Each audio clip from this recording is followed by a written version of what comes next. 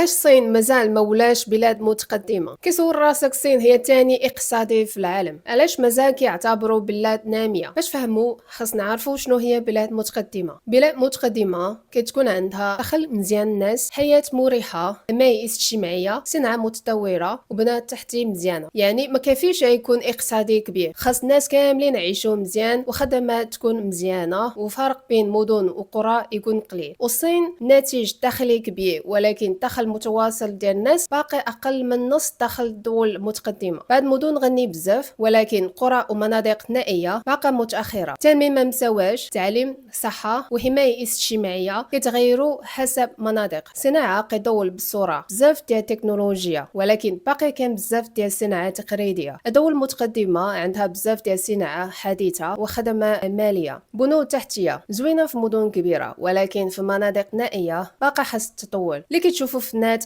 الصين متقدمه غير جزء من حقيقه، كاين مناطق اقل تطور. باختصار الصين قويه بزاف، ولكن مازال ما ولاتش بلاد متقدمه، هي مازال كتحاول تولي من دخل متواصل حتى دخل عالي. وانت شنو كنظن امتى الصين تولي بلاد متقدمه؟